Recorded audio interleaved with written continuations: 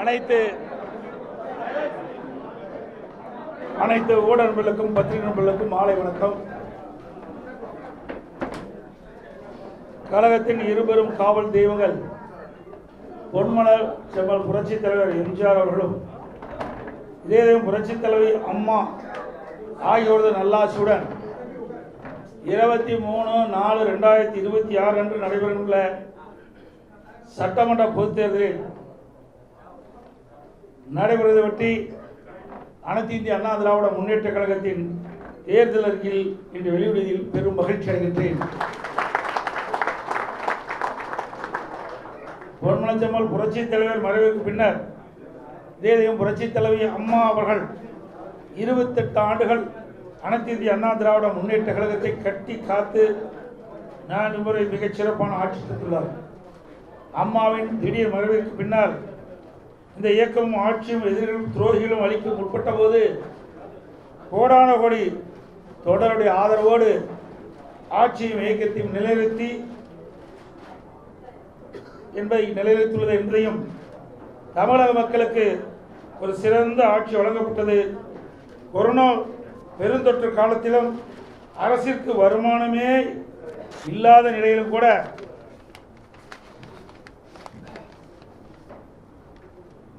அம்மாவுடைய அரசு ஒருவர் கூட சிரமப்படக்கூடாது என்ற நோக்கத்தில் அதற்கான திட்டங்களை தீட்டி செயல்பட்டது. 7.5% உள்ளிட ஒதுக்கீடு, குடிமராமத்து திட்டம், காவிரி டெல்டா பகுதியை விவசாய கோரிக்கை ஏற்று மத்திய அரசோடு தொடர்பு கொண்டு பாதுகாக்கப்பட்ட வேளாண் மண்டலம் என்று எங்களது மக்கள் நல திட்டங்களை மிகச் சிறப்பாக செய்துள்ளோம். தீய சக்தி திமுக 2021 சட்டமன்ற பொதுத் தேர்தலில் பல்வேறு வாக்குறுதிகளை அளித்தது. 4 பகுதி வாக்குறுதி கூட இன்று வரை நிறைவேற்றப்படவில்லை. மக்களை ஏமாற்றி ஆட்சிக்கு வந்தவர் மக்களை மறந்த அரசாங்கம் திராவிட முன்னேற்ற கழக அரசாங்கம். விடியா திமுக பொம்மை முதலமைச்சர் ஸ்டாலின் நிர்வாக திறனற்ற 5 ஆண்டுகால ஆட்சியில் தமிழக மக்கள் பெரும் துன்பத்தை அனுபவித்தார்கள். தமிழகத்தில் கொலை, கொள்ளை, சட்ட ஒழுங்கு சீர்கேடு, பெண்களுக்கு எதிரான பாலியல் வன்கொடுமை, போதைப்பொருள் நடமாட்டம், விற்பனை, கடத்தல் என்று அன்றாட நிகழ்வாக தமிழகம் இருந்து கொண்டிருக்கிறது. இன்றைய ஆட்சியில் கமிஷன், கலெக்ஷன், கரப்ஷன் இதுதான் வேகமாக துரிதமாக நடைபெற்றுக் கொண்டிருக்கின்ற காட்சியாக மக்கள் பார்க்கிறார்கள். மக்களை ஏமாற்றி அரசியல் செய்யும் விடியா திமுக அரசை ஆட்சியில் இருந்து அகற்றி தமிழ்நாடு மக்கள் தயாராகிவிட்டார்கள். எங்கள் இயக்கத்தின் தேர்தல் அறிக்கை குழுவினர் தமிழ்நாடு முழுவதும் சென்று அனைத்து தர மக்களையும் சந்தித்து அவருடைய கோரிக்கையை கேட்டறிந்து அதன் மூலமாக இந்த அறிக்கை தயார் செய்யப்பட்டுகின்றன. அதன்படி மதச்சார்பின்மை, மனித நேயம், ஏழை எளியோர் மேம்பாடு, சமநீதி, சமத்துவம், சிறுபான்மையின் பாதுகாப்பு, வேளாண் மற்றும் அதை சார்ந்த உபதொழில்கள் வளர்ச்சி, தொழில்துறை மற்றும் சிறு குறு தொழில் வளர்ச்சி முக்கியத்துவம், படித்த இளைஞர்களுக்கு அதிக அளவு வேலைவாய்ப்பை உருவாக்குதல்,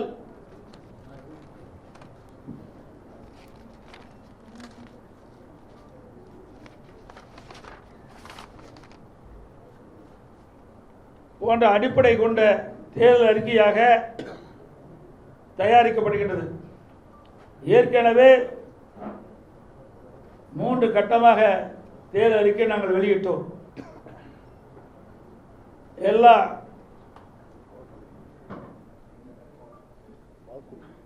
ஏற்கனவே 3 கட்டமாக தேர்தல் வாக்குறுதி அளித்திருக்கிறோம். எல்லா குடும்பத்திற்கும் 10,000 ரூபாய் வழங்கப்படும் என்றும், பெண்களுக்கு மாதந்தோறும் 1000 ரூபாய் வழங்குவதை 2000 ரூபாய் வழங்கப்படும் என்றும், மகளிருக்கு தற்போது நகர பேருந்தில் கட்டணம் இல்லாமல் பயணம் செய்கின்றார்கள். இனி அதிமுக ஆட்சி செய்த பிறகு ஆண்களும் கட்டணமால் நகர பேருந்தில் பயணம் செய்யலாம். வீடு இல்லாத அனைத்து ஏழை குடும்பங்களுக்கும் தரமான வீடு கட்டி தரப்படும். அம்மா இருசக்கர வாகனம் 5 லட்சம் பேர்களுக்கு வழங்கப்படும். ஒவ்வொரு அம்மா இருசக்கர வாகனம் வாங்குவதற்கும் 25,000 ரூபாய் மானியம் வழங்கப்படும். முதியோர் உதவித்தொகை 2,000 ரூபாயை உயர்த்தி வழங்கப்படும். இளைஞர்கள் மாணவர்கள் வங்கியில் வைய கடன் தள்ளுபடி செய்வதற்குள்ள நடவடிக்கை எடுக்கப்படும். வாழ்வாதார உதவியாக ஆண்டுக்கு 3 கேஸ் சிலிண்டர் ஒவ்வொரு குடும்பத்திற்கும் வழங்கப்படும். தற்போது இல்லத்தரசின் பணிச்சுமையை குறைக்க அரிசி குடும்ப அட்டைதாரருக்கு குளிர்பதன பெட்டி ஃப்ரிட்ஜ் விலையில்லாமல் வழங்கப்படும். குடும்ப அட்டைதாருக்கு தற்போது வழங்க வரும் விலையில்லா அரிசியோடு 1 கிலோ பருப்பு 1 லிட்டர் சமையல் எண்ணெய் விலையில்லாமல் அனைத்து குடும்ப அட்டைக்கும் வழங்கப்படும்.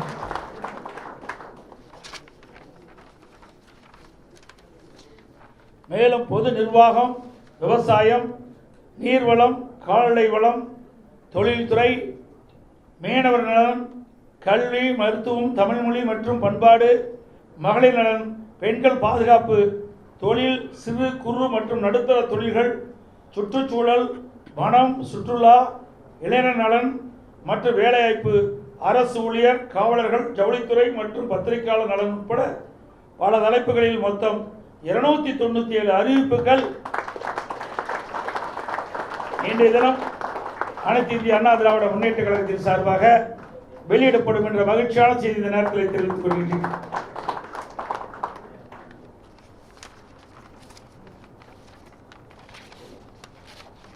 எங்க பாத கொடுங்க தம்பி.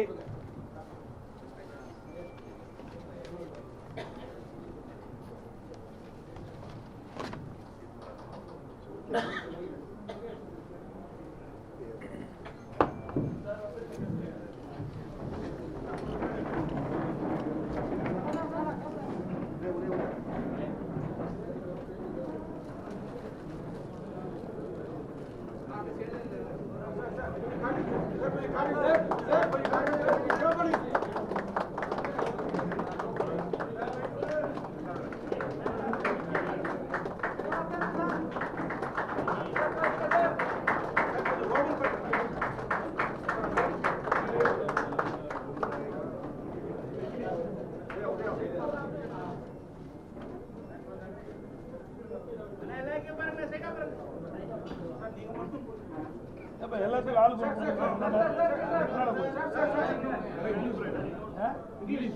இங்கிலீஷ்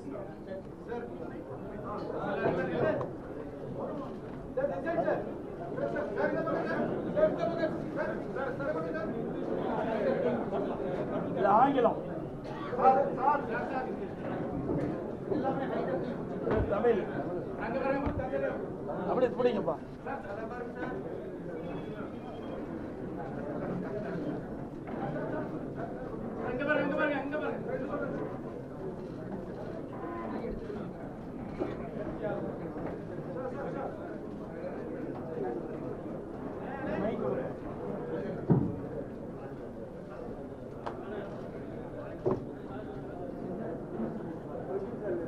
தலைமை கழகத்தால்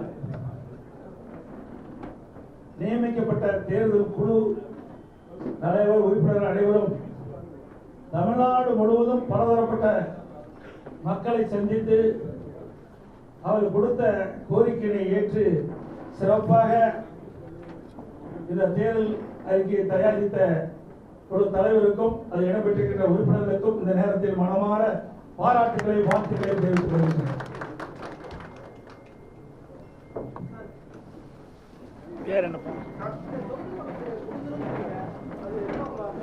பேசிட்டு இருக்கிற ராஜா இப்போ ஆமா நேற்று இரவு பிடிக்கிறோம், பேசிட்டு இருக்கிறோம், ஓரளவுக்கு இறுதி கட்டத்துக்கு வந்திருக்குது.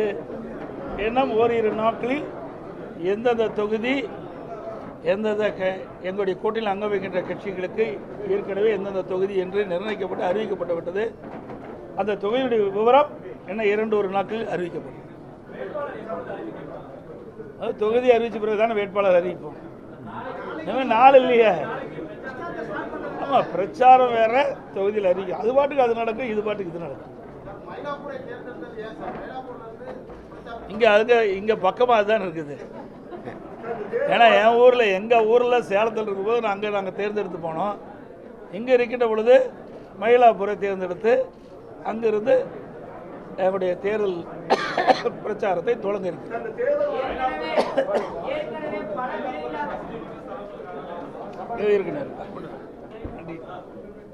என்னப்பா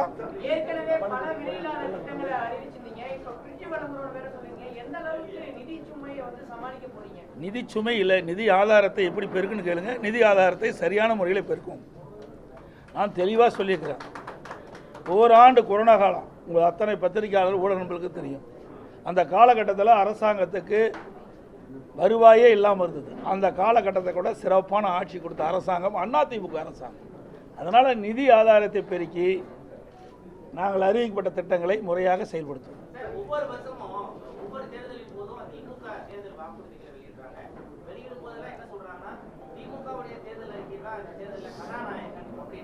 இப்போ யார் கதாநாயகன்? அனைத்து இந்திய அண்ணா திராவிட முன்னேற்ற கழகம் தான் கதாநாயகன். இதாங்க இப்போ தான் நாங்கள் அறிவிச்சிருக்கிறோம்ல, மாற்றுறது போகிறதில்ல. இல்லை, மக்களுக்கு எது சரி, எந்த அறிவிப்பை கொடுத்தா மக்களிடத்தில் சேரும், அதனால் மக்களுக்கு நன்மை கிடைக்கணும்னு தான் பார்க்கணும். ஆனால் திராவிட முன்னேற்ற கழகம் சுமார் 525 அறிவிப்புகள் வெளியிட்டன. 4இல் 1 பாக அறிவிப்பு தான் நிறைவேற்றிருக்கிறாங்க. எஞ்சிய அறிவிப்புகள் இதுவரைக்கும் நிறைவேற்றவே இல்லையே. அப்படி அதான் நான் ஏற்கனவே சொல்லியிருக்கிறேன். எங்களுடைய தலைவர்கள் ஏற்கனவே நிறைவேற்றிருக்கின்றார்கள். அந்த வழியிலே வந்த அம்மாவுடைய அரசும் அறிவிக்கப்படுகின்ற அறிவிப்புகள் முழுமையாக நிறைவேற்றுவதற்கு உரிய நடவடிக்கை எடுக்கப்படும்.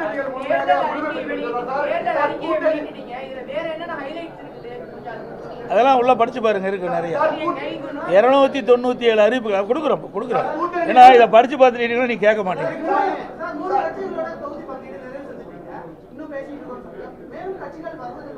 இல்லை என்னென்ன இருக்குது, திரு வாசன் அவர்கள் இருந்தார், அப்புறம் ஐஜேகே இருக்குது, அப்புறம் இன்னும் ஜெகன்மூர்த்தி அவர்கள் இருக்காங்க, அப்புறம் இன்னும் இருக்காங்க. சிறு சிறு கட்சிகள்லாம் எங்களோட வந்து பேச்சுவார்த்தை நடத்திட்டு இருக்கிறாங்க. அநேகமாக இன்று இரவு நாளைக்குள்ள முடிஞ்சிடும். புதுசாக வர்றதுக்கு இதுவரை எந்த வாய்ப்பும் வருவதா தெரியல. இல்லை, இதுவரைக்கும் முதல் பேச்சுவார்த்தை நடத்தணும். ஆனால் பேச்சுவார்த்தை இறுதி பெறவில்லை. இப்படி ஒன்றும் கிடையாது. ஒவ்வொருத்தருக்கும் ஒரு அடிப்படை இருக்கின்றது. அந்த அடிப்படையில் அவர்கள் கேட்பதும் நாங்கள் சொல்வதற்கும் சில வேறுபாடு இருந்தனால அப்படி நின்று போச்சு.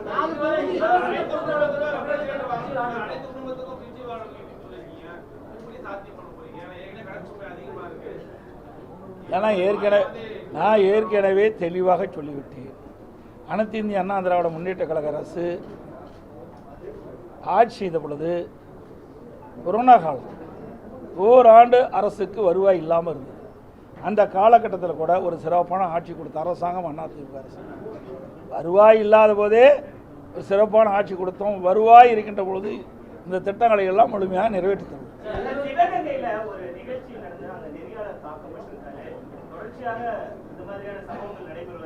ஆமாம், அது வந்து இன்றைக்கு இல்லை, இது பல தடவை செய்தியாளர்களை வந்து திராவிட முன்னேற்ற கழகம் தாக்கப்படுவது இயல்பாக இருக்குது. இது வன்மையாக கண்டிக்கத்தக்கது. செய்தியாளர்கள் செய்தி செய்கின்ற பொழுதோ இல்லது அவர்கள் செய்தியை படம் பிடித்து கொண்டிருக்கின்ற பொழுதோ அதை தடுத்து நிறுத்துவது அது சரியாக இருக்காது. ஏன்னா திமுக அது கை வந்த கடை தானே. நீங்கள் போடுற சப்போர்ட்டில் தானே இந்த அடி அடிக்கிறாங்க. நீங்கள் கரெக்டாக இருந்தால் இது மாதிரி நடக்குமா சொல்லுங்கள். நான் பல முறை சொல்லிட்டேன், அதிமுக ஆட்சியில் இப்படிப்பட்ட சம்பவம் நடக்காது. ஏன்னா அதாவது பத்திரிகையாளர் ஊடகங்களையும் மதிக்கிற பத்திரிகையாளர்களையும் ஊடக நண்பர்களையும் பாதுகாக்கக்கூடிய கட்சி அதிமுக கட்சி. அது தலைவர் காலத்திலும் சரி, அம்மா காலத்திலும் சரி, அம்மாவுடைய அரசும் சரி.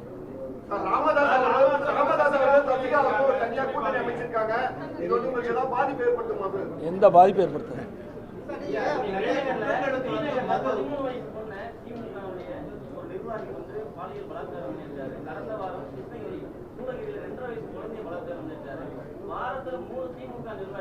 இதையெல்லாம் கண்டித்து தான் நாங்கள் போராட்டம் நடத்தணும். இன்றைக்கு தமிழகத்தில் நிலவுகின்ற இப்படிப்பட்ட சம்பவங்கள்லாம் கண்டித்து அனைத்து இந்திய அண்ணா திராவிட முன்னேற்ற கழகத்தின் சார்பாக சென்னையிலே என்னுடைய தலைமையில் நடைபெற்றது. இங்கே இருக்கின்ற உங்களுடைய தலைமை கழக நிர்வாகிகள், மாவட்ட கழக செயலாளர்கள், மறுபடியும் எங்கள் கூட்டணி கட்சியுடைய தலைவருடைய தலைமையிலே தமிழ்நாடு முழுவதும் இந்த பாலியல் சீண்டல், பாலியல் வன்கொடுமை, அது மட்டுமல்ல கொலை, கொள்ளை, திருட்டு, வழிப்பறிவு இப்படி நடக்காத நாளே இல்லை. இதையெல்லாம் கண்டித்து நாங்கள் போராட்டமே நடத்தினோம். ஆக இந்த ஆட்சி இவ்வளவு போராட்டம் நடத்தி இந்த அரசுடைய கவனத்தை கொண்டு வந்தோம். ஆனால் அதை தடுத்து நிறுத்த திராணி இல்லாத அரசாங்கமாக திரு ஸ்டாலினுடைய அரசாங்கம் இருக்கு.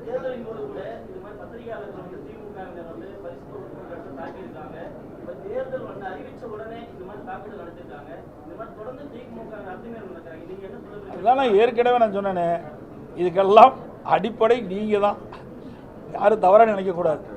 நீங்கள் அவர்களை பெரிய எப்படி என்னன்னு சொல்கிறேன்னா, ஒன்றுமே இல்லாதவங்கள பெருசு பண்ணி காட்டுறீங்க. அவர்கள் அது பெரிய ஆயுதமாக பயன்படுத்துகிறாங்க. நம்ம யாரும் ஒன்றும் செய்ய முடியாது, என்ன வேணால் செய்யலான்னு. தயவு செய்து அருள் கூர்ந்து பத்திரிகையாளர் ஊடக நண்பர்களும் இனியாவது உங்களை பாதுகாப்பதற்காக அவர்களுக்கு இப்படிப்பட்ட சம்மதமே இல்லாத செய்திகள்லாம் வெளியிட்டு அவர்களை உயர்த்தாது.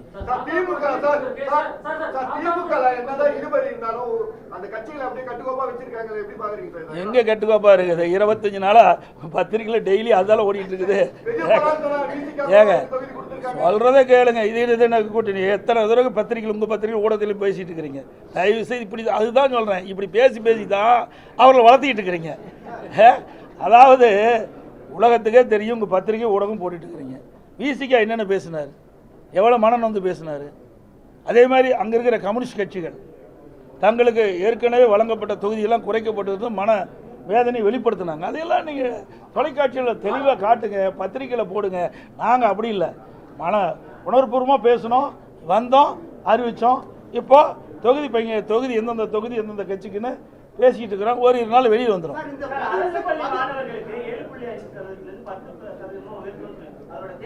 அதாவது இது பெரிய வரவேற்பு கிடைச்சிருக்குது மக்களிடத்தில். இன்றைக்கு அரசு பள்ளியை படிக்கின்ற மாணவர்கள் பெரும்பாலும் ஏழை குடும்பத்தை சேர்ந்தவர்கள், அதோடு நடுத்தர குடும்பத்தை சேர்ந்தவர்கள். அவருடைய கனவு, அந்த மாணவருடைய கனவு எப்படியாவது மருத்துவர் ஆக வேண்டும். அந்த அடிப்படையில் தான் இப்பொழுது இதுவரை சுமார் 3000க்கு மேற்பட்ட மாணவர்கள் இந்த 7.5% உள் இடஒதுக்கீட்டில் இடம் கிடைச்சி இன்றைக்கு மருத்துவக் கல்வி கிடைச்சிருக்குது. இது கிராமத்திலிருந்து நகரம் வரை அரசு பள்ளியை படிக்கின்ற மாணவர்களுக்கு ஒரு கிடைக்கப்பட்ட மிகப்பெரிய பாக்கியம். ஆக அங்கே வரவேற்பு இருக்கிறதுனால அதை சற்று 2.5% உயர்த்தி இருக்கிறோம். அதெல்லாம் நீங்கள் படித்து பாருங்க, நல்லா இருக்காங்க. அதை தான் நீங்கள் அதுக்கு தானே தேர்தல் அறிக்கை கொடுத்துருக்குறோம். எல்லாமே சொல்லிவிட்டு அதில் அர்த்தமே இல்லாத போயிருக்கு.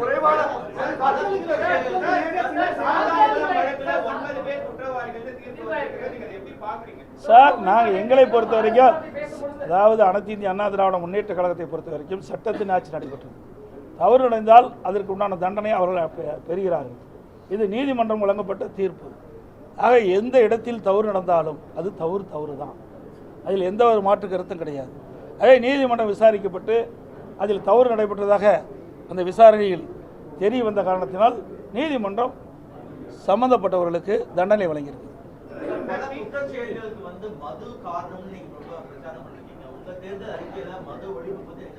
மது அதான் நான் ஏற்கனவே சொல்கிறேன். அதிமுக கடந்த காலத்தில் வரைக்கும் அந்த மது கடைகளை படிப்படியாக குறைக்கணும். நாங்கள் இந்த தேர்தல் அறிக்கையில் கூட இருக்குது, நாங்கள் சொல்லிகிட்டு இருக்கிறோம். படிப்படியாக தான் குறைக்கணும்.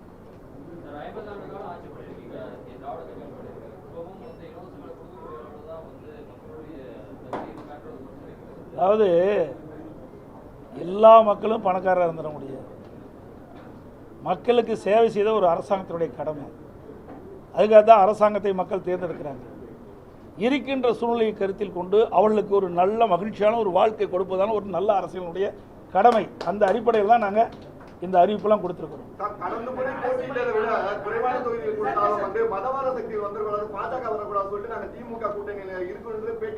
இப்போ திமுகவே பாரதிய ஜனதா கூட்டணி இருந்தால் அதுக்கு என்ன சொல்கிறீங்க?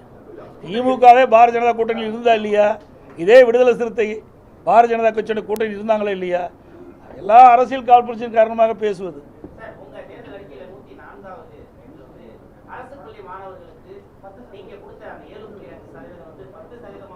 அதான் இப்போ தான் சொன்னேன் சார், அதுதான் இப்போ தானே அதுக்கு நான் பதில் கொடுத்தேன். நீங்கள் சரியாக கவனிக்கல நினைக்கிறேன். ஏற்கனவே கிராமத்திலிருந்து நகரம் வரை அரசு பள்ளியில் படிக்கின்ற மாணவர்கள் பெரும்பாலும் ஏழை மாணவர்கள், நடுத்தர குடும்பத்தை சேர்ந்தவர்கள். அந்த மாணவருடைய கனவு மருத்துவராக வேண்டும். அந்த கனவை நனவாக வேண்டும் அடிப்படையில் தான் 7.5% உள்ளீடு ஒதுக்கீடை கொண்டு வந்து நடைமுறைப்படுத்தப்பட்டு இன்றைய தினம் சுமார் 3000 பேர் மருத்துவக் கல்வி கிடைச்சிருக்குது. இன்றைக்கு அந்த மக்களிடத்திலும் மாணவரிடத்திலும் மிகப்பெரிய வரவேற்பு இருக்கிறதுனால இன்றைக்கு 2.5% உயர்த்தப்பட்டு மற்ற படிப்பு ஏற்கனவே அறிவிச்சுட்டாங்கல்ல. முக்கியமாக மருத்துவ படிப்பு, மற்ற படிப்புல இருக்குது இல்லை, அப்போ அறிவிச்சிருக்காங்க.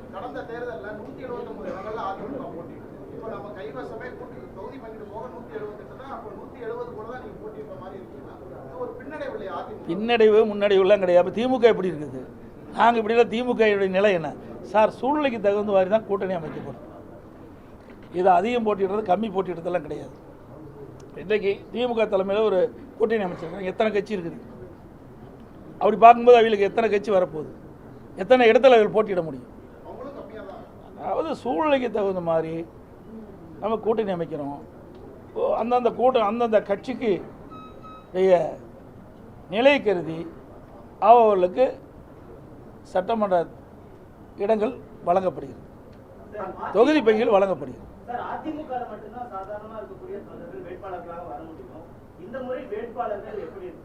அதெல்லாம் அறிவு பின்னாடி பாருங்க. வேட்பாளர் மாதிரி தான் இருப்பாங்க. அதாவது அதான் நாங்கள் வேகமாக சென்று கொண்டிருக்கின்றோம். பார்த்தீங்க, நேற்று அறிவிச்சு கொடுத்தோம், இன்னைக்கு தேர்தல் அறிக்கை வெளியிட்டுட்டோம், நாங்கள் பிரச்சாரத்தையும் தொடங்கிட்டோம். இப்பொழுது வேகமாக துரிதமாக ஏற்கனவே எங்களுடைய கூட்டணியில் அங்கமைக்கின்ற கட்சிகளெல்லாம் எத்தனை தொகுதி என்று அறிவிக்கப்பட்டு விட்டது. அந்த தொகுதியினுடைய விவரங்கள் இப்பொழுது பேச்சுவார்த்தை நடந்து கொண்டிருக்கின்றது. இதை முடிவு செய்தவுடன் உடனடியாக எங்களுடைய கூட்டணியில் அங்கமைக்கின்ற கட்சிகள் அனைத்துமே அவர் கட்சியின் சார்பாக வேட்பாளர் அறிவிக்கப்படுவார். அனைத்து உடன்களுக்கும் பத்திரிகை நன்றி.